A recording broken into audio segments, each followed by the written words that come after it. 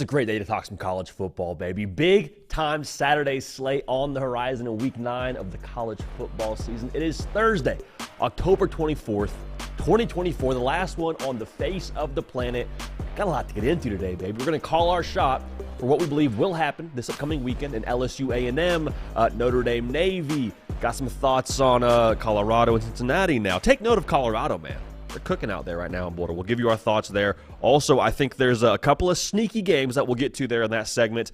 Also, as we do every single Thursday now on this show, going to give you our upset watch. So we're not necessarily calling our shot throughout that segment. We'll give you a couple across the board there, but this is more so a, hey, let's take a pulse. Where could the upsets be? Because, listen, we all I like to think that we're all pretty intelligent people that are, one, a part of the show, and then maybe even more so that watch the show.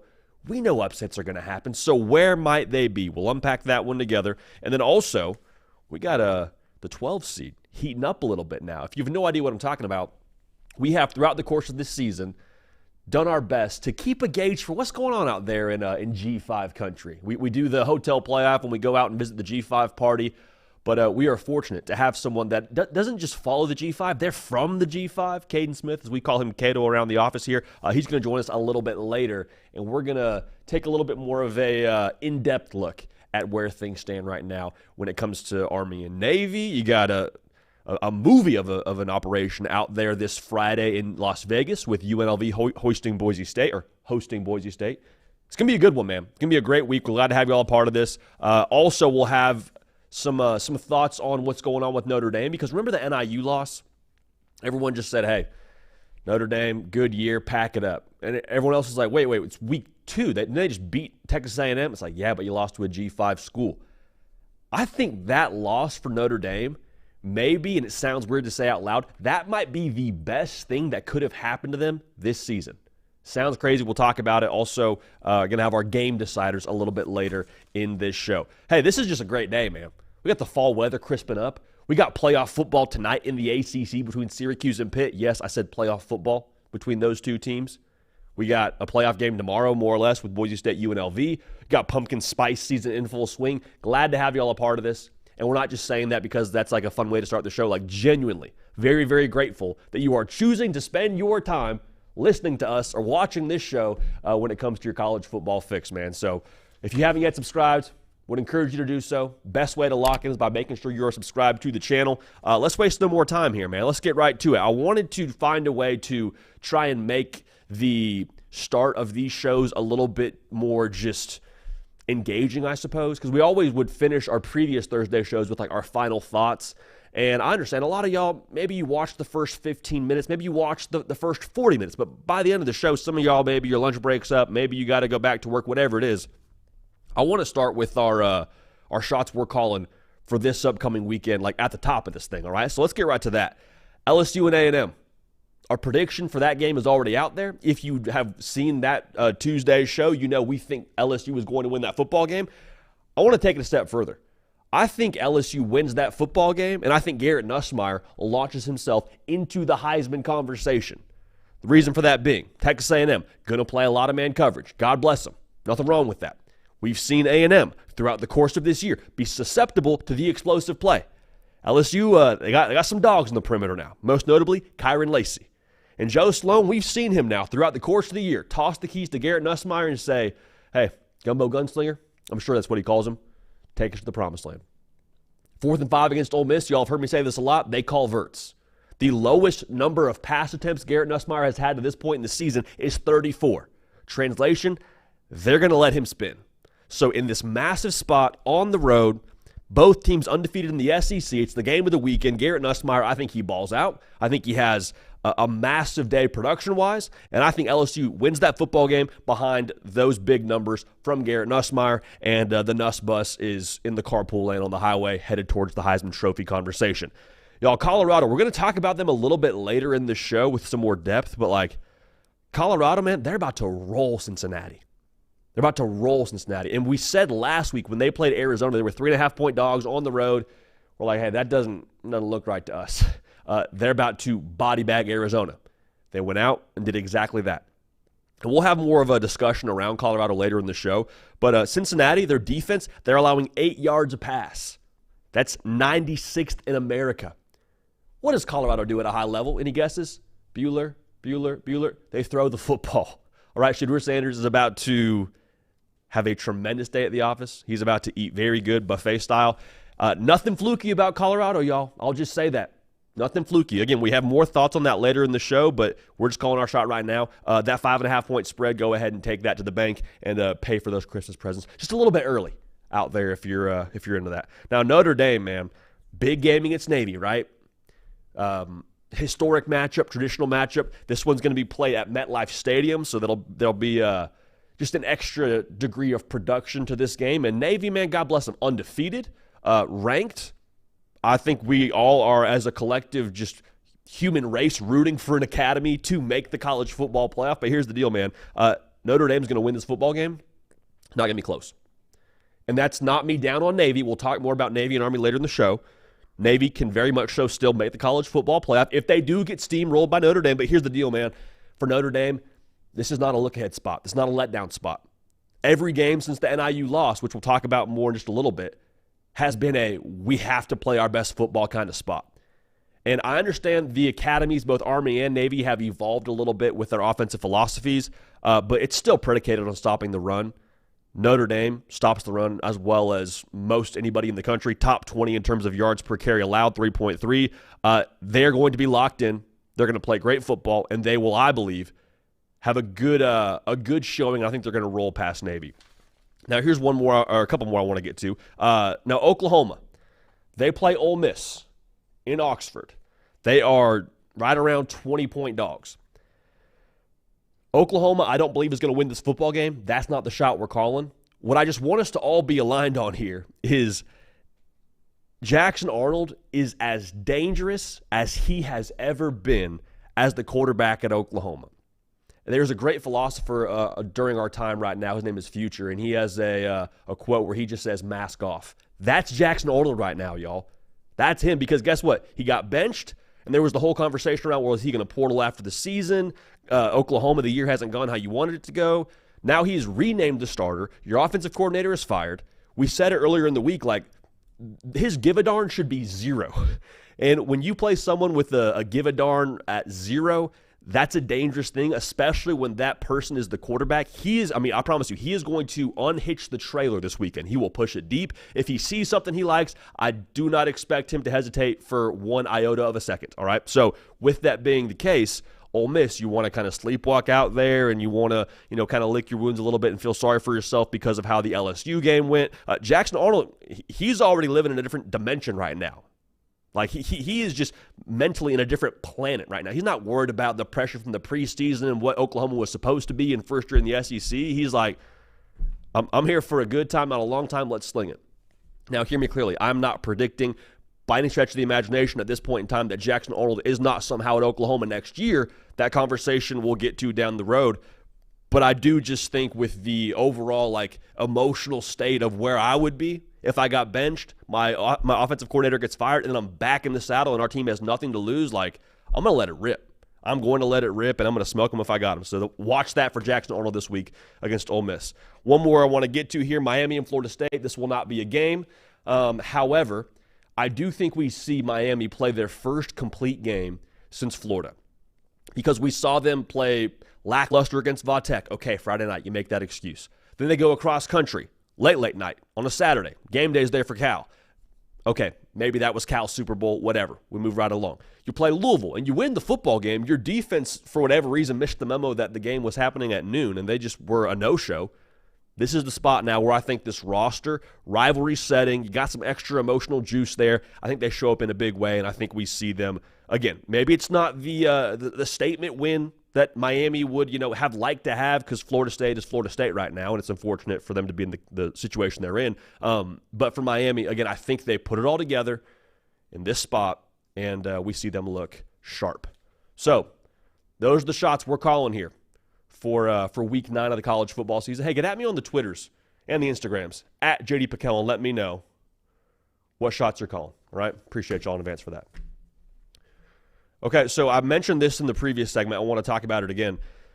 I don't know that we're all necessarily taking notice of what's happening at Colorado appropriately. Okay? Colorado is 5-2. They are 1 win away from bowl eligibility. They only have one conference loss now. Now, they do not control their college football playoff destiny.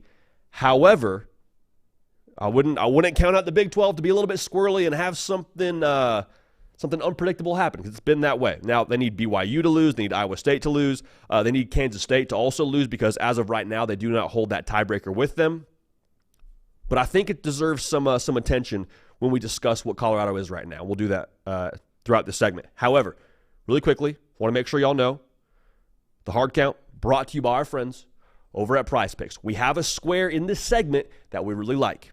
All right, we've been hot for the majority of this season. You want to follow? Phenomenal. You want to fade? Even better. But again, code HARDCOUNT, $5 in lineups gets you $50 in promo funds. So use that code, and then also make sure you're subscribed right here to the On3 YouTube channel. Now, look at what Colorado has left on the schedule here. Preseason and what it is in season right now, very, very different stories. Cincinnati, we already said we think they should roll there. You got to go to Texas Tech. Y'all, that's the toughest game left on the schedule for my money. Utah, they look very different than what we thought they would be going into the season. And some of that's injury. Some of that's just the way they've shown up throughout the course of their schedule to this point. But like Utah does not look like the wagon that we thought they would be. Got to go to Kansas. Kansas, I can't put a finger on who Kansas is right now. And maybe they're a little bit spunky because you get them on the road. But like, I don't know. Kansas is a game that you would think you should win. Oklahoma State, same deal. Going into the year, we kept saying, so experienced, Mike Gundy football team. They're gritty. Ollie Gordon, like, Oklahoma State's got 4 losses right now. I would venture to say that Colorado should be favored in the majority of those football games they have left. And here's the thing, too. I said it before. I'll say it again. There's nothing fluky about what Colorado is doing right now on the football field. Like, I think a lot of people see the success they're having, and they revert back to what happened last year, and they say, oh, okay, well, hey, they started hot last year too. They went 3-0, and then they sort of found a way to fall apart down the stretch. If this team were going to fall apart, it would have happened already. It would have happened post-Nebraska, actually, if we're just going to be transparent here. That would have been the spot. However, the way this team has continued to battle and, quite frankly, continued to get better each and every week, this is a different football team than last year. One, because they went and got different players, and that's the obvious part of it. But just in terms of, I think, the internal focus, we can get a good gauge for what they are because of what they've done. What I mean by that is you look at the UCF game, and they wax UCF on the road, and you're like, okay, hey, is UCF kind of fraudulent? Is Colorado actually maybe kind of like that? Like, we'll see. Have the bye week, and then Kansas State comes to play you. And Kansas State now, I think, is a really good football team. Kansas State may end up being that team that wins the Big 12. We'll see. But Kansas State comes to your place, and you battle back and forth. End up losing that game by 3 points. And we said it afterwards, like, hey, if Travis Hunter stays healthy, Colorado might win that football game. Okay, now, again, woulda, shoulda, coulda. You don't want to deal too much in hypotheticals. But that game showed me a lot. Because that was an opportunity now, I think, for Colorado after they beat UCF, after the bye week, to say, okay, cool. We stabilized who we are. We feel good about ourselves. We're going to go ahead and be content. Being content gets you beat. I did not see a content football team lose to Kansas State. I saw a team that was battling, that went 4 quarters, and that the game went how it went. And Colorado drew the short end of the stick. But even in a loss, I think that told us a lot about who Colorado is. And then we had the Arizona game on deck for Colorado. That was the spot where we're like, okay, hey, this is a different team now. This is not the same team that rolled out there last year. They drug Arizona. They're going to drag Cincinnati. And to me, it's not just, we said this on our reaction after they took care of business against Arizona. I'll say it again right now, though. It's not just how it looks, because it does look different. They're rushing the passer. They have more balance. They have been what they are in the pass game, which is, one of the best vertical units in America. But it's even more so the way that Colorado looks in responding to success. Like, when Colorado wins football games, last year it was like, it felt like they won the national championship when they beat TCU. That was kind of the response from social media, and I understand now. When Deion Sanders got there was a one-win operation. And last year it felt very much so like every single win, it was jubilation, it was celebration, and it wasn't just like winning and feeling good about the fact that you won. It was like wow, I can't believe we won. I don't see any of that this year from Colorado. I see a team that rolls out there and expects to win the football game. I see a team that once they are winning the football game, they're like, okay, good. Check that box, on to the next one. And so, again, I think they roll Cincinnati. And when we talk about what year 2 is for Deion Sanders, I know a lot of people want to, once they have success, start to project and talk about what they could be. Like, we said it going into the year. If they make a bowl game, that is success. They're 1 win away from doing that. They will make a bowl game. Okay? That's what's going to happen this year. And Deion Sanders, before he got there was a 1-win operation. Now, of course, everybody has their opinions on Deion Sanders and the way that he operates when it comes to how he recruits and this and that. Like, I've made that very, very clear. But you cannot argue with what you're seeing on the field right now. And I'm not going to do that at all. So with what they have at quarterback, with their receiving core, with the way that they are, I believe, internally focused right now, you look at that schedule, man, and I'm just saying, do they need some help? Sure. Is the Big 12 wild, though? Absolutely. Colorado will make a bowl game, and I'm very curious to see how they factor in here down the stretch because, again, that's actually a good football team. Colorado is a good football team. Nothing fluky, nothing that is happening that shouldn't happen for them. Like, Colorado is getting it done, checking the box, and I think that we all need to be aligned on that when we talk about Deion Sanders here going forward. So the square that I like for this weekend here, I always like the Travis Hunter receiving yards on the more there just because he's been a walking more for the duration of the season. However, a little dinged up, so I'm not going to touch that. However, the square I like, though, Will Shepherd, longest reception they got for him right now on PrizePicks.com, 25.5. I like that. I mentioned already what Cincinnati is, and when it comes to defending the pass, they're allowing 8 yards a pass.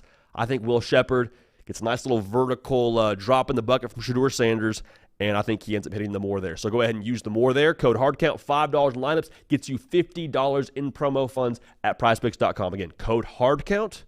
Even if we don't win, we expect that to happen. We expect to win, but even if it doesn't, $50 in promo funds, and we'll get it rolling there. So again, Colorado, it's a good football team. Say what you want. That is a good football team. All right. Let's get to this now. What's going to decide these games in Week 9? What's going to be the deciding factors, rather? We already gave you our predictions. We gave you the breakdown. I just wanted to distill it down to 1 to 2 matchups here that's going to decide these football games for this Week 9 slate. And the biggest game of the weekend, the game on the thumbnail, quite frankly, is LSU versus Texas A&M. Unbeaten teams in the SEC. I would be actually, as this season wears on, I'd be surprised if we don't see one of these teams in the conference championship. It really is a pretty simple game at the end of the day. Like, I love Garrett Nussmeier. We're going to talk about Connor Wegman as, this game progresses, and that'll be a big story in the game. But, like, at the end of the day here, football is a grown man's game. Big people move small people. The battle I'm watching here is LSU's offensive line against Texas A&M's defensive line. Is that cliche? Sure. Is that simplistic? Absolutely. Is that real? You better believe it. And Will Campbell's out here catching alligators for NIL deals, and that was something that totally flew under the radar, and I think that deserves a lot more discussion. It is what it is. Nick Scorton's going to make a lot of money in the NFL. The transfer from Purdue led the Big Ten in sacks last year. I imagine he was getting double-teamed pretty much every play, still led the Big Ten in sacks. This game is all about Texas A&M and LSU deciding if they can do what they want to do. What I mean by that is Texas A&M, they want to hunt the quarterback. How do you get a chance to hunt the quarterback? Create passing situations. How do you create passing situations? You stop the run on 1st and 2nd down and create 3rd and 7. And then you can pin your ears back and go get it. LSU, they want to be able to run the football on 1st and 2nd down.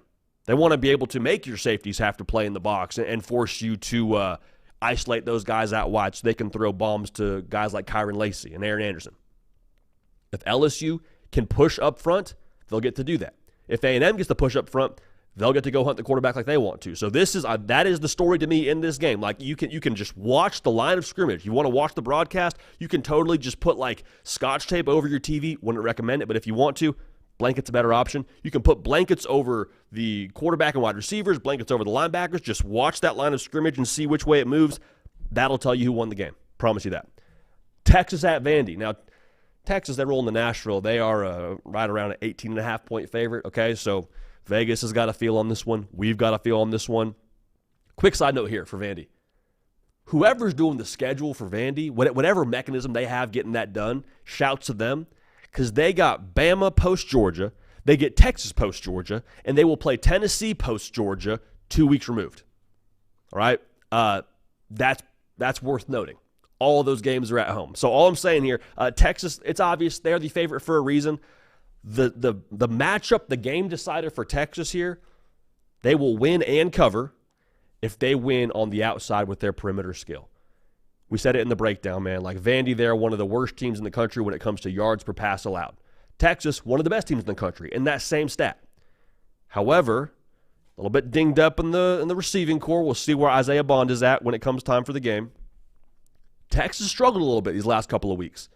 Now, that's not me telling you that Oklahoma and Georgia are a similar level of caliber defense to what Vandy's rolling out there, but I'm just saying now, Quinn Ewers a little bit rusty, averaging right around 5 to 6 yards a pass. It's not really what he's been known to do. If they can't push it vertical, I wouldn't be surprised if we saw Vandy just kind of hang around in this game. And again, the key for Vanderbilt is can they hold on to the football? Like they beat Alabama because Bama barely had their offense on the field. It wasn't could Bama score. It was did they have the opportunity to score? And so if they're not able to win on the perimeter, Texas that is, see some incompletions, probably see some punts. Things get a little bit weird. All right, things get weird in Nashville. I'll just say that. As someone who lives in Nashville Metro, things get weird in Nashville. So just keep an eye on that, and we'll keep a pulse on Vandy and if they're able to hang around. All right, let's get to Alabama at Mizzou. That's one I want to talk about here. The game decider in this one, Alabama wins and covers if they choose violence. That's it. That really, like, do they draw the line in the sand and say, you know what, we love the RPO, we like to stretch the field. Of course, Jalen Milroe has progressed as a quarterback, but here's the deal, man. Sometimes the best way to get to from A to B is just a straight line. And that straight line is running the gosh darn football. Last week, I understand the Tennessee game presented some different challenges within the game. Like, I totally get that, but, like, threw the ball 45 times. Y'all, that's not going to cut it. That's not going to cut it. That was one of the reasons why we were so high on Kalen DeBoer when he got this job with Jalen Milroe. And I say got the job in terms of as we unpacked the offense with what he would bring to the table, because we thought he would play to the skill set of Jalen Milroe. They weren't going to throw the ball 40 times. You have multiple NFL offensive linemen. You have solid backs. You have a freak show best athlete on the field at any given time in Jalen Milroe. Run the gosh darn ball. I'm Sandra Bullock in The Blind Side right now. Bert, run the ball. Calling down to the field. Run the ball. If they run the ball, they're going to win the football game at a pretty legit margin. Like I said, that spread, it's up to 16.5 with the Brady Cook news coming out that he may or may not be available for this game, or at the very best, maybe he's not full health.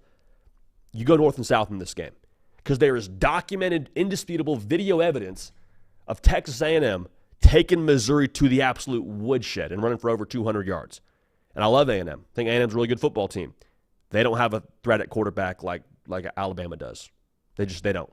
So, Alabama, run the gosh darn ball, choose violence, and they'll cover with ease. Now, here's one that's a little bit sneaky, and it lost a lot of juice because of what happened last week with Nebraska getting just darn near 50-piece by Indiana, but it is what it is. Nebraska's a 25-point dog heading to Columbus. Nebraska could hang around. I'll just say that. I don't know if they win the football game. I think Ohio State's pretty well armored, if you will, when it comes to that roster to lose this game.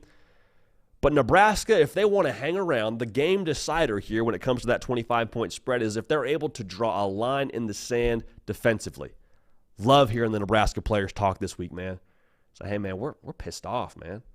We're angry about last week. You know, you can't stew on it. You got to get back to your process. But, like, yeah, we're angry. Angry when it comes to playing defensive football, more often than not, that's good, especially when you're going to have your toughest test of the year schematically right now with Ohio State and Chip Kelly.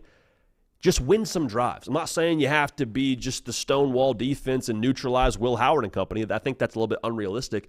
But, like, be timely enough to win some drives. Heck, create some turnovers.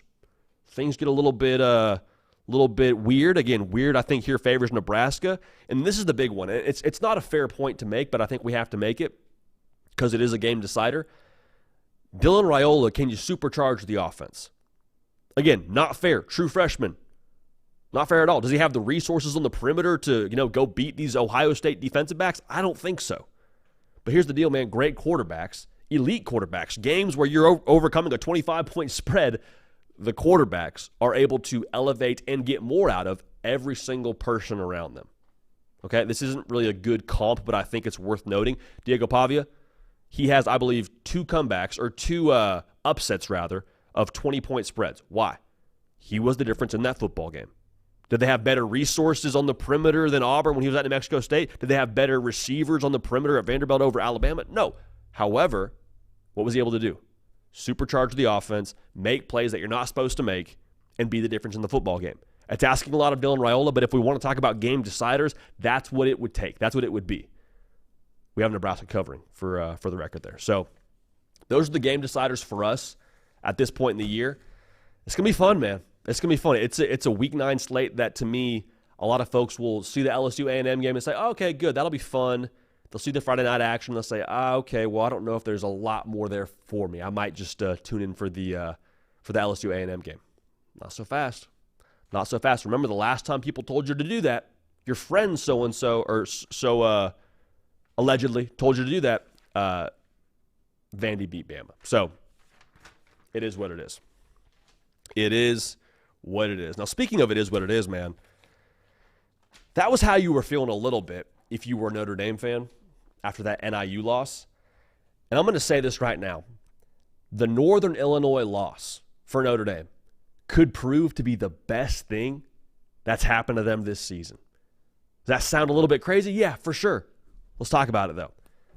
After that game, a little bit of a gut punch, right? Start to spiral. And it was all out there. It was open season on Marcus Freeman, on Riley Leonard, on what they did in that game. And, honestly, a lot of it was warranted because you just beat A&M. And I sat here the following Sunday and was like, Notre Dame, they're a playoff team. Go ahead and just bookmark that. Go ahead and just, cash in whatever your future was on the Fighting Irish.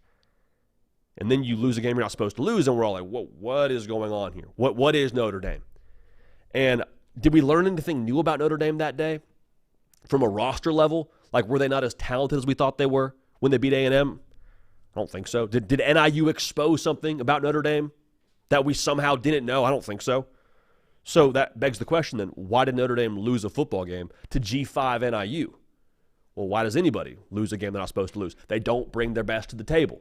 Now, the reason for that being, it's a conversation you could have for a long time here. Did they lose focus, bad week of practice, bad game plan? I mean, guys not locked in. You could talk that to death, right? That could be a discussion you could have. But the benefit now for Notre Dame, as bizarre as it sounds, every single game after NIU, they understood it's a playoff game. We got to be locked in. And here's the thing, man. When do you bring your best to the table more often than not? Or when do you command the most of yourself from a preparation standpoint? When there's high stakes. The final exam, right? The playoff game. The loser leaves town kind of situation. Notre Dame has been in fight or flight since week 2 of the college football season, since they lost to NIU. They understood now, hey, if we want to get to where we want to go, we got to win out. And there's been multiple times where I've been a little bit concerned about Notre Dame and been like, I don't know, Louisville is a good football team. Win. Georgia Tech, we'll see what happens. Win. They have responded as well as I think you can respond to that kind of situation, to that kind of loss. Because at this point in time now, if Notre Dame was truly not who we thought they were post A&M, it would have shown itself somewhere else besides NIU, right? Think about Florida State. The Georgia Tech game happens, and we're like, okay, hey, we'll see kind of a weird situation, a lot of transfers, and not to throw a stray at Florida State, but we have very much so seen what they are now throughout the course of this season and what's happened there. A lot of people will say, well, hey, the playoff, is that really a discussion we should have with Notre Dame? Because, listen, they'd get body bagged by Georgia, right? One, I don't know. Two, they're not playing Georgia the rest of the way here. Georgia is not on the schedule here for the Fighting Irish. You got Navy this week, you got Army a little bit later, and you finish at USC. USC, as good as maybe they were early in the year, Notre Dame should beat them if we're just calling a spade here in terms of how they match up. It's fair to have questions around Riley Leonard. I've had questions around Riley Leonard too, but I don't think he's the guy that's going to be the difference for them when it comes to winning and losing or making the college football playoff and not making the college football playoff. He's had his first 200-yard games now these last 2 weeks. It's been very, very clear the approach here for Notre Dame. Play great defense, run the football with Riley Leonard. Let's go get after it. So the prize pick square that I love in this game when it comes to Notre Dame and Navy, and we'll talk about them a little bit with this next segment with our guy Cato, The Prize Picks number for Riley Leonard with his passing yards is 190.5. I mentioned what he hasn't done throwing the football the last couple of weeks now. Started to open it up. Navy defense a little bit gettable, so I think we'll take the more there. Again, code HARDCOUNT, $5 in lineups, gets you $50 in promo funds. Go ahead and lock that in. One more thing I'll say here. I do think as much as we dunked on Marcus Freeman and said what Notre Dame wasn't after the NIU loss, all of it was warranted, we also got to make sure that we give him a lot of credit for circling the wagons, for getting this team locked in, and for responding the way they have responded. Because when you lose a game like that, man, especially early in the year to someone you're not supposed to lose to, it is very easy for things to go left in a hurry. For guys to start pointing fingers, people to start blaming the staff, blaming if you're lower on the depth, I should be playing, I should be the guy. And so far, from what we can tell, I don't know if that's happened indoors or not, but it definitely hasn't impacted the on-field product. Because right now, man, Notre Dame, they're a force to be reckoned with. They should win out when it comes to how they match up with the rest of their schedule. And I think Notre Dame is going to be a team that we see in the college football playoff at 11-1. If you want to dunk on them for the NIU loss, go for it. Make sure you give them credit, though, for the A&M win, for the Louisville win, and if they end up beating Navy, I mean, it's a top 25 win. We'll see what Army is when they play them. We'll see what USC is when they play them. But like Notre Dame now, I don't think you see this level of focus and presence and urgency if they don't lose that game week 2 to NIU. Again, it sounds crazy. There's no such thing as a good loss. But the loss to NIU, I think, gave Notre Dame the gift of, like I said, urgency and the gift of locking the heck in every single week and raising the stakes for them when it comes to what they're going to do the rest of the college football season. It's wild, man. Sometimes, hey, this is a book Nick Brake and I really enjoy. The Obstacle is the Way, by Ryan Holiday. The obstacle was the NIU loss. But without that obstacle, I don't know if Notre Dame is playing the football they're playing right now. Quick word from our friends over at JLab. So, I know a lot of y'all, it's time to upgrade the audio game. Okay, you got, I don't want to name other audio sources. I know a lot of y'all, you throw in certain devices to listen to this podcast or to watch different YouTube videos at work, whatever it is. Time to upgrade, though. All right, so you may have a pair of headphones you like, but battery life too short. Maybe they don't stay in your ears. Or do you want to spend hundreds when you lose an earbud?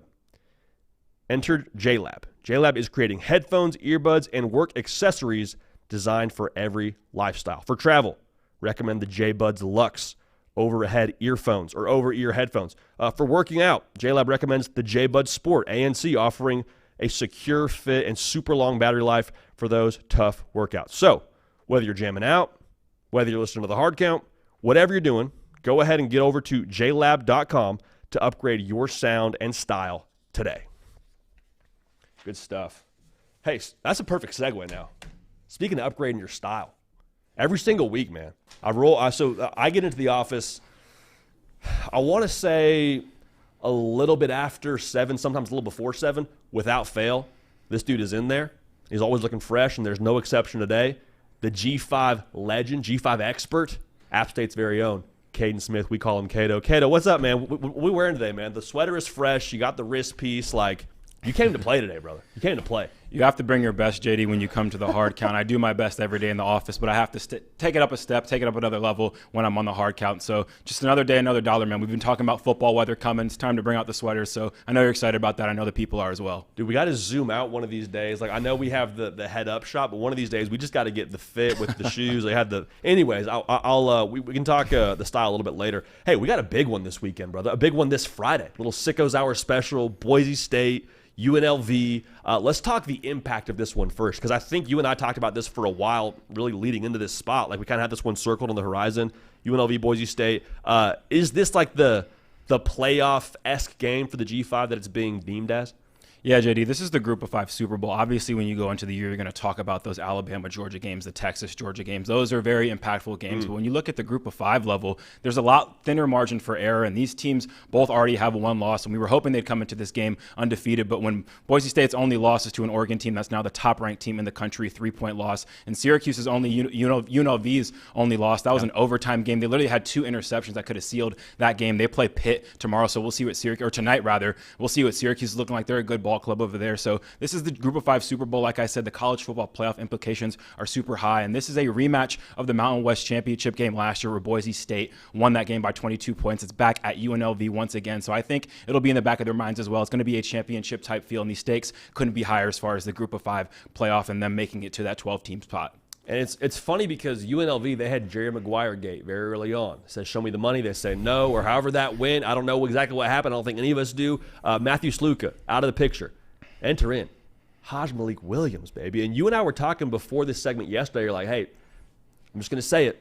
He might be a better fit for what they are right now. What's the keys here for UNLV in this game, Cato? Yeah, it definitely starts with Haj Malik Williams on offense. We talk about the Matthew Sluka situation. Obviously, that gave UNLV a lot of publicity they probably didn't want. But Haj Malik stepped in there, man, and he stepped up this offense. They're a little bit more dynamic with the go-go now with him. I think he's just a better every down rusher as far as moving the chains. And I think the biggest key with him was unlocking Ricky White, one of the best wide receivers in the nation. That was kind of the only pitfall of this offense with Sluka at the helm. He couldn't really get Ricky White involved. As soon as Haj Malik steps in there, 2 straight 10-catch games, over 100 yards, gets in the end zone a couple times. So this offense is humming with him at the helm. And I think for UNLV, obviously, you're not going to be able to stop Ashton Jeanty. That's a guy who's an absolute problem. He's getting all of the rightful respect when it comes to that Heisman Trophy. But if you can slow him down, if you can gang tackle, be the first one in contact and make some plays, I think that'll help a ton for them. And they just have to make everyone else really beat them. You talk about their quarterback, Maddox Madison. He's not a game beater. He's a game manager. I think if he even plays a little bit better and steps up a little bit more, they might beat that Oregon team. But he was kind of the difference in the X factor there that wasn't kind of there as far as a missing piece. So if UNLV can make everyone else beat them versus having Ashton Jeanty be that one-man show, that Michael Myers in the backfield, I think UNLV is going to be in really good shape in this matchup.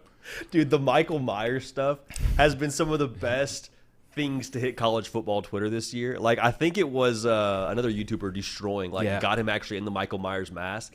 It was uncanny. It was absolutely unbelievable. Now, I don't know if we give you enough credit around the office here. This guy's a multi-time all-conference kind of safety over at App State, all right? This guy knows ball, all right? So if I'm making you the DC, Cato, are we like adding an extra guy to the box against Boise State to try and stop Jeanty? Or like if there were to be a plan that you're dialing up on the headset, is it add the safety? Is it like we'll take our lumps and hope that you don't end up scoring more than us with the go-go? Like what's the defensive approach, for lack of a better question there? I feel like at the end of the day, I really hope that Boise State really utilized their bye week going up against, the other way around, UNLV going up against that offense. Sorry. When it comes to stopping Jeanty, I think it's about getting an extra hat in the box if you can, but this is a defense that's good on all 3 levels. They have an excellent linebacker up front who has 4 interceptions. Jalen Catalon, who's a high recruit who spent some time at Arkansas and Texas. He has 4 interceptions as well. This is a sideline-to-sideline team. They're really a complete team, too. Their best players play on special teams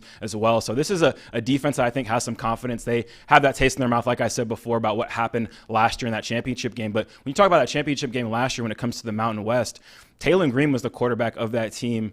And this is a guy now that's at Arkansas running around. He's a dual-threat quarterback. That's not going to be the case with Maddox Madison. I think this offense, despite Jeanty doing his thing this year, it's a little bit more limited. You kind of saw them have some struggles when they played Hawaii last week. That was a 6-point game heading into the 4th quarter. So I think if they can be efficient in the red zone, maybe get an extra hat in there if you can on Jeanty and have everyone else beat them, like I said, I think UNLV is going to be in some good shape.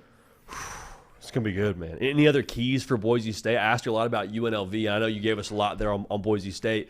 Maybe this is a better way to put it. I don't want to put you on the spot here, but like if Ashton Jeanty has, call it, $140 on the ground, is that enough to limit him for UNLV? Or like what does Boise State need offensively, whether it be Jeanty, whether it be the vertical passing game? Off of that, like what is the key here for Boise State to be able to come out with a dub here on the road?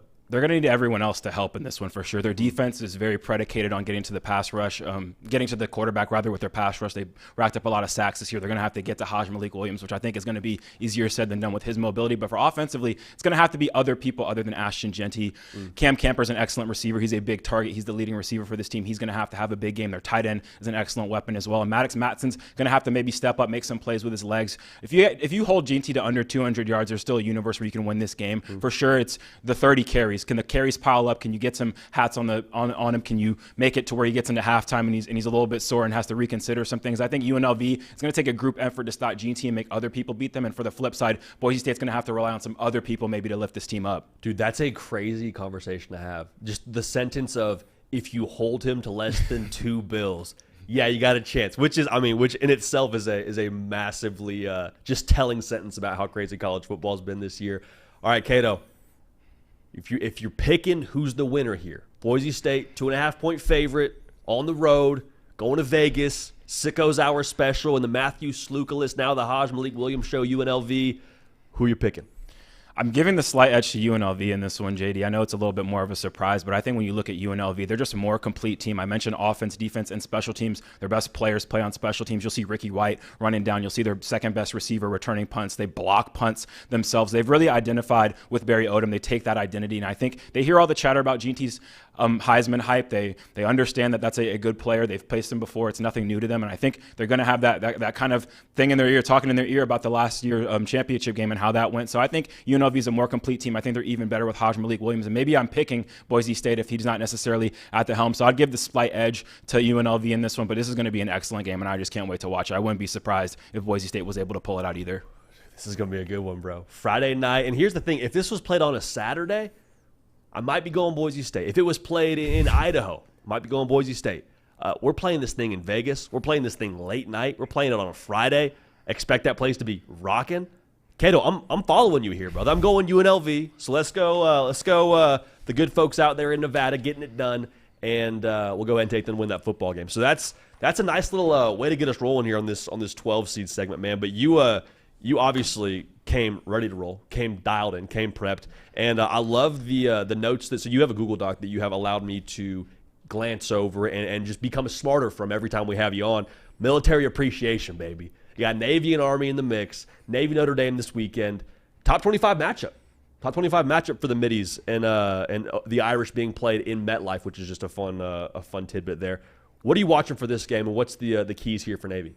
Yeah, JD, we had to give our military appreciation. We gave our MAC appreciation early. That kind of fizzled off, but the military schools are really stepping it up. But I think when you look at Navy, man, they're one of the best offenses in the nation. They're humming right now. They're averaging 48 points per game. Their new offensive coordinator, Drew Cronick, is kind of running the triple option in a more unorthodox way. They're really getting their skill players in space. They're running out of the shotgun a little bit more, and they're throwing the ball more than you would probably imagine a triple option school. If you want to compare it to Army, who we'll talk about, Navy's thrown the ball 81 times this year. Army's only thrown it about 53. So I think when you look at those two teams, it's a little bit different style. But when you talk about this offense and them throwing the ball, they don't throw it much, but they're super effective. They're second in yards per attempt, second in yards per completion. They have an excellent quarterback rating, I believe second in passer rating when they do throw the ball this year. And they don't allow tackles for loss. They haven't turned the ball over in 5 weeks. So they're a well-oiled machine. They're very efficient with attack, and they're definitely going to test Navy as far as their discipline and having to deal with a lot of moving parts there. I think where the downside of Navy is a little bit is their defense. They have one of the best defenses statistically in the country. They're an excellent defense as far as this point of the season, but they haven't played very many good offenses. The only good offense they've played this year is a Memphis team, and that game was a 56-44 shootout. So I think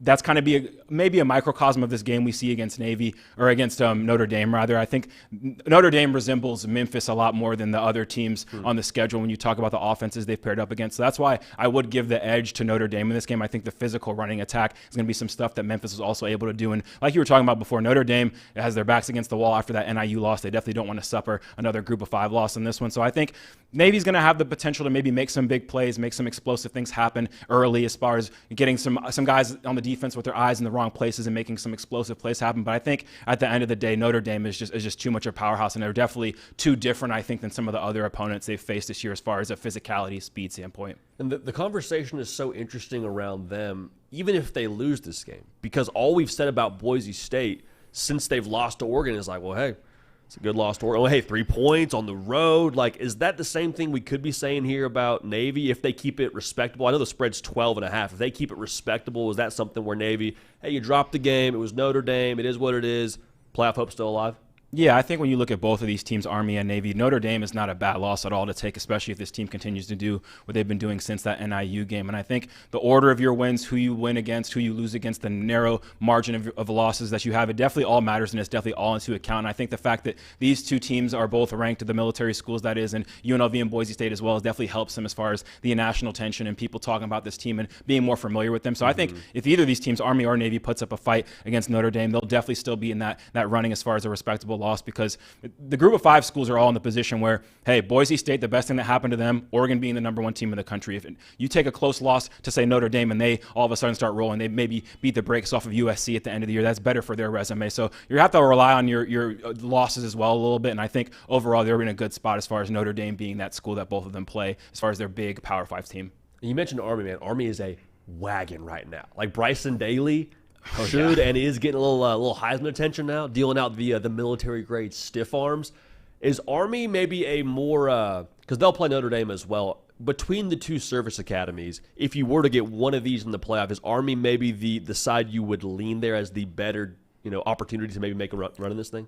Yeah, JD, I definitely lean Army. I think when you look at this triple option attack, it's your mom and dad's triple option. They're running downhill. They're physical. They're not as much finesse as Navy, but you mentioned Bryson Daly. That's a guy who's 220 pounds. He has 19 touchdowns on the ground this year. He's about to get to 1,000 yards probably this week. And I just like their personnel overall up front. Kanye Udo is a big back as well. Navy has a little bit more smaller backs and more speed, but I like the size and the physicality of Army, and I think they do match up against Notre Dame a little bit better. And the biggest difference to me is just their defense as well. We mentioned both teams not really having the strongest schedule. They both played UAB. They've both played Temple. Really not a strong American schedule at all when you look at both of them. But the difference is with Army is that their defense has stepped up in all their games. They're holding teams to 12 points per game, 70 yards on the ground rushing. Those are both top 5 in the nation. They're one of 8 teams that's hasn't had a 100-point score on them yet this season. This defense has answered the call a little bit better than Army, or than Navy rather, and that's why I like Army a little bit better when they match up against Notre Dame here in the future. But we'll learn more about this Army team the week before they play Notre Dame when they take on North Texas on the road. That's a 5-win team. That'll be one of their bigger true tests of the season. But personnel-wise, yeah, give me Army for sure. I would like their chances of beating Notre Dame when they play in, I believe, Yankee Stadium, another neutral site. I like their chances a little bit better than Navy this weekend for sure. Yeah, in your Yankee Stadium. Oh, yeah. Those are your guys out there with the pinstripes, man. Those are your boys. I think the thing that's interesting, and I'm with you. The thing that I would almost prefer is that Army play Notre Dame before Navy did, because once Notre Dame sees, I know it's a different kind of style of triple option, but if I'm Army, I'm like, okay, they've already had a full week of practice repping how we're going to attack the dive, how we're going to attack the pitch, like how we're going to fit the triple option, as opposed to, we get a chance to, be the first one to sort of throw this scheme at them. Now, on the flip side, I think you could also say, well, Army will get a full game of tape to watch against Navy or watch against Notre Dame with Navy and see how they handle that, maybe attack that way. Now, this is the situation I've been dreaming up here. Army-Navy, they play for the American Athletic Conference Championship. Okay, it happens. Whatever happens there. They flip it around the next week. Army-Navy for, I would imagine, the CIC, assuming that Army takes care of business against Air Force, and that's for the Commander-in-Chief trophy for that one. Is it crazy? Is it crazy to think that we could have the playoff field set with one of those teams in the dance and then run it back the next week after conference title games with Army-Navy just for pure old-fashioned hatred in the rivalry? It's not crazy at all, JD. I think when you look, as we mentioned before, a lot of the destiny of these teams when it comes to making that playoff is going to be tied to each other, and Army and Navy are directly tied to each other. They both play each other. They both play Notre Dame. They're going to be measuring sticks against one another the entire year, and who knows, maybe UNLV wins this game, Boise State wins the conference championship. There would be a lot to consider, I think, when you look at the scenarios of these teams we're talking about now that have put themselves in the upper echelon of that college football playoff conversation, but I can't wait to watch Army and Navy square off for sure. I don't know what's going to happen in these Notre Dame games. It'll be interesting to see for sure, but I think both of them, when you look at the rest of their schedule, I believe Army only plays Tulane. Navy should kind of cakewalk through the rest of their schedule the way they're playing ball right now. I think there's definitely going to be a scenario where there's either an undefeated team in that game when it comes to Army and Navy playing, maybe 2 one-loss teams in there, and they could be potentially fighting for a spot in the college football playoff, depending on what goes down in the Mountain West for sure. It's going to be a fun year, dude. It's going to be a fun year in the G5. Who else are we watching here, Cato? Because I know there was a couple teams we're keeping a pulse on. Is it down to just these 4, UNLV, Boise State, Army, or is there some other teams that maybe deserve a little extra attention here as we round down the final stretch for the college football playoff 12-team field? Yeah, I think these top 4 definitely have a seat at the table. They got invited to, I'd say the group of 5 dinner as far as making it to this playoff. They've all been ranked. They all already are ranked. You have a Heisman Trophy front runner in that mix as well. So I think those 4 have kind of separated themselves, and those are definitely far and away, I think, have created a gap as far as going against the rest of this group of 5 field. But then there's a lot of 5-1 teams who can maybe sneak into that conversation. One 5-1 team who definitely cannot sneak into that conversation is Liberty. They took an awful loss to Kennesaw State last night, giving Kennesaw State their first FBS win as a school. We were talked about Liberty all season, JD. This is a team that had a cakewalk of a schedule. Their toughest game against App State got canceled, unfortunately, and even App State isn't looking great right now, so that wouldn't have even helped their resume too much. We saw what they did last year when they made it to the New Year's Six Bowl. So Liberty's out of it. I know they're going to be probably a one-loss team here going forward unless the Fighting Nick Breaks give them another loss next weekend. But I think they're out of the mix. I think you also have to talk about the Sun Belt schools. There's two teams here, Louisiana and Louisiana Monroe. They're both 5-1. Louisiana's only loss is to Tulane. It's a pretty good loss, but they've been rolling in Sun Belt play and could have the chance to maybe get a backdoor scenario to where they win the conference, maybe can raise their acclaim. And then Louisiana Monroe, you just have to talk about them. This is a program that fired their head coach last year. Their athletic director had to answer questions about them potentially dropping down to the FCS. This was a team that was kind of in that Vanderbilt role in the SEC the last couple of years, kind of a laughingstock team. But all of a sudden, this team's 5-1. Their only loss is a blowout loss to Texas, though. Not a bad loss to have on your resume. They beat a James Madison team who people thought could maybe make it to that conversation as well. But those are two 5-1 teams who can maybe backdoor into it. And of course, I love Memphis still, another 5-1 team. Their only loss, as we mentioned, was to Navy that we talked about before. But if they run the table, maybe they can face one of these military schools in the conference championship game and get a win there. They have that win over Florida State, that's not aging very well. But I think that's another 5-1 team who can maybe sneak into the conversation. But like we mentioned, a lot of these schools are tied to each other. They're going to have to rely probably on some of these top 4 schools to maybe take a couple losses to get back into the mix. But they're definitely on the outside looking in and could have the potential to sneak into that 12-team conversation. Dude, it's madness in the G5. The G5 is the product you got. It's a week-long sport now. I mean, we're at that point where you see the graphics on Twitter of like, hey, it'll be X number of days where we have football on the TV. The G5, absolutely jansporting that effort. One more school here that I guess G5 is a fair term to associate with them. They were previously in the Pac-12. I guess still in the Pac-12. Rest in peace, Pac-12. We'll see you soon. Wazoo, man. Washington State just kind of hanging around.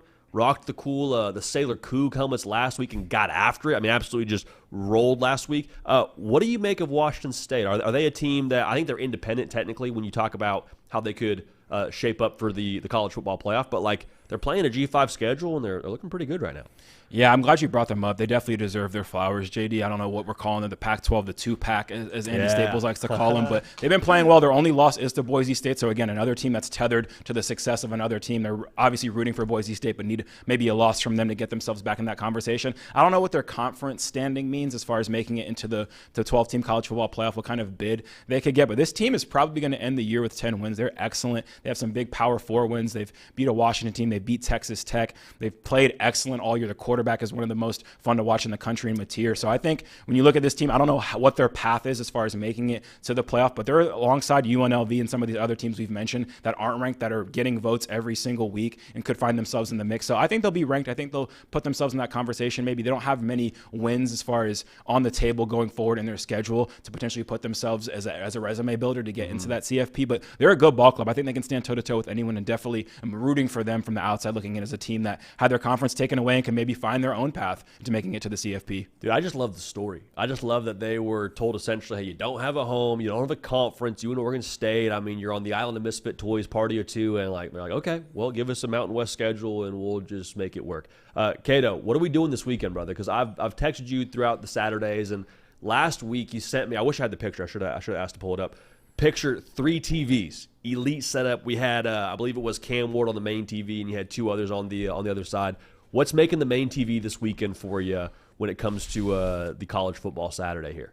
I mean, all the matchups we just talked about. I think the UNLV game in Boise State is going to be the appetizer on Friday coming up. That's going to really set the tone for the weekend. But I'm just like anyone else, man. I'm down to watch LSU and Texas A&M. I think that's going to be an excellent game. Whenever you can get Cam Ward on the TV, as I mentioned before, that's must-see TV. And I think Navy, we'll see what Navy can do early in that game. That's maybe one of the ones you can flex on your own, watch the beginning of that one, see how it plays out, and then come back to it later, see how it all works out. But you know how it is, JD. It's ball watching season. We're going to have multiple TVs up. You know I'm an NBA guy too, so that's taking up my weekdays a lot as well here. So there's a lot of ball watching last year. This year, rather, this time of year, it's October. It's time, and I'm pumped for this weekend for sure. This guy's dialed in, man.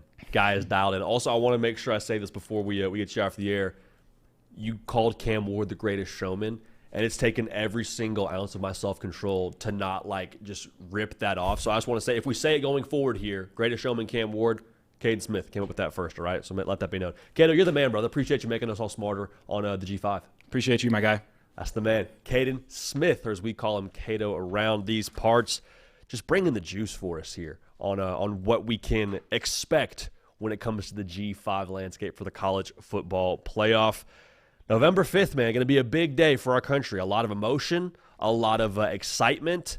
That's right, the college football playoff field will be revealed for the first time on November 5th on that Tuesday night. So it'll be big again for the entire country. That'll be a big, big day finding out where those original 12 teams stand on that night. Should be a lot of fun. Hey, good stuff too, not just from Caden Smith. He got Nick Brake and Trey Hannity behind the scenes. Stuff you're not even seeing happening right now. They are pulling the strings, working some magic, working some YouTube/movie magic, and getting the set up. Because we had Cato right off to my right over here.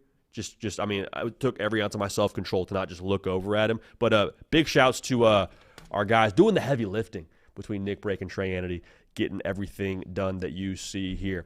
Hey, let's do a quick word. I lied to you, Nick. I said we were going to do all our ad reads at the end. Let's go ahead and let the folks know about Game Time.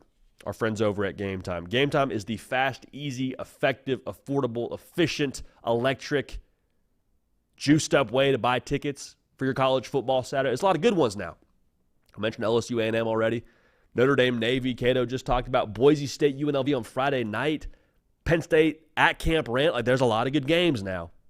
The best way to buy tickets for the best price, use Game Time.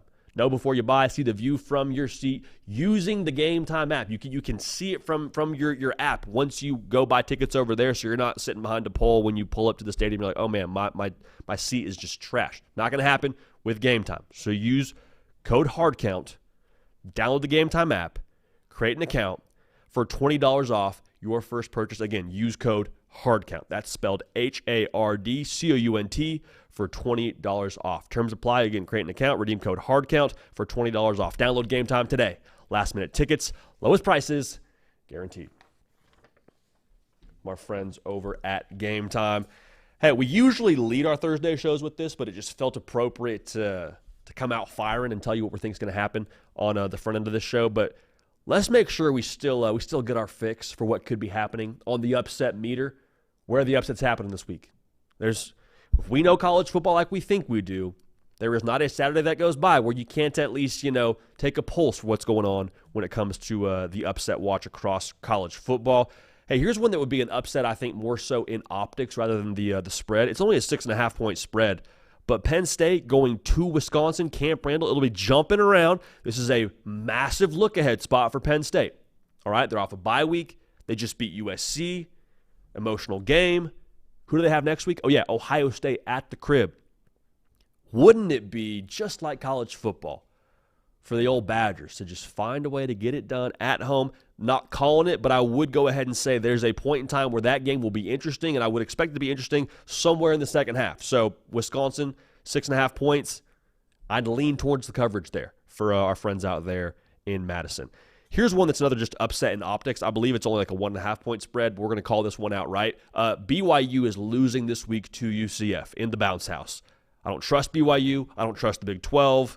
Down goes BYU. That upset will happen this weekend. Oklahoma, we mentioned them earlier in the show, 20.5-point dogs at Ole Miss. I don't think this upset happens, but I do think it's worth keeping a gauge on. Oklahoma now, what do you got to lose? Nothing. That's dangerous. Jackson Arnold passing the keys again. He's back. He's about to throw it all over the yard, or at least attempt to, because I promise you, with that guy, with where he's at right now, OC got fired, he got benched, he's got second life. Like, let's pull the trigger, baby. I mean, everyone's already telling us how bad we are. Let's pull the trigger. Who cares? That's dangerous, because Ole Miss now, if they want to live in the LSU game a little bit longer and lick their wounds, things could get interesting. Could get very, very interesting. The Sunflower Showdown. Kansas and Kansas State. Kansas going to Kansas State, 9.5-point dogs. Kansas got a little, I guess you could call it momentum with a win over Houston. Jalen Daniels now with the mobile element that he has in play here. We always say this. You got a quarterback, you got a chance. Kansas, depending on which Jalen Daniels shows up, could have a quarterback. I don't know if I trust the Kansas State defense all that much. We've seen them look very suspicious now throughout the course of this year. I'm just saying, keep an eye on that one. That's one that I would keep a pulse for. I think Kansas State still wins that football game, but it would be just like college football for Kansas to get that done. Illinois and Oregon.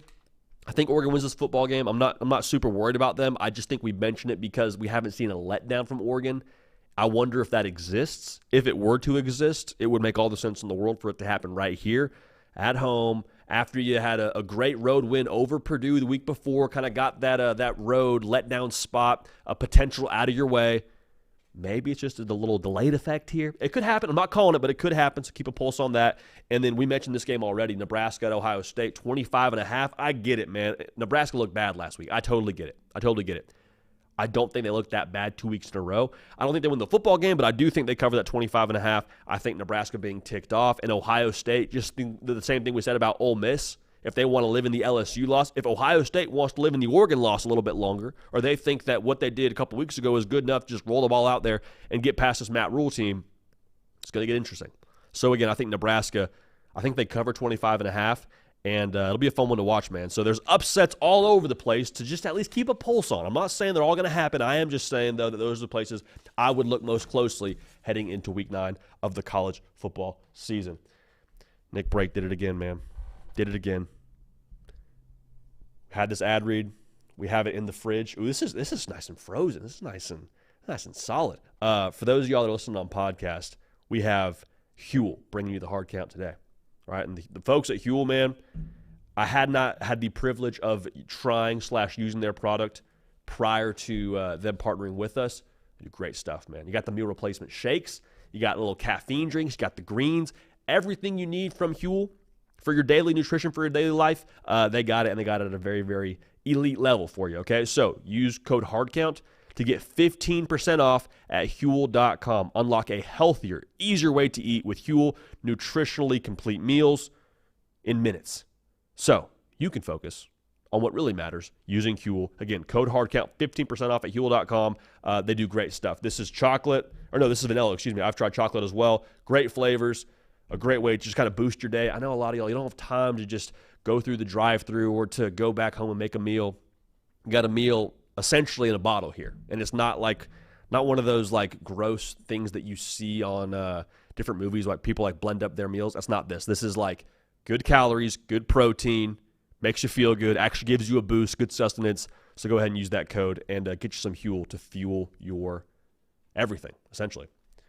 So we appreciate y'all being dialed in, man. Hey, it's another week in the books, man. It hurts. And I say week in the books. I know it's Thursday, but I know a lot of y'all, man, you move on to your Friday and you're kind of on cruise control. Maybe you're watching this show on YouTube, and we appreciate you for that.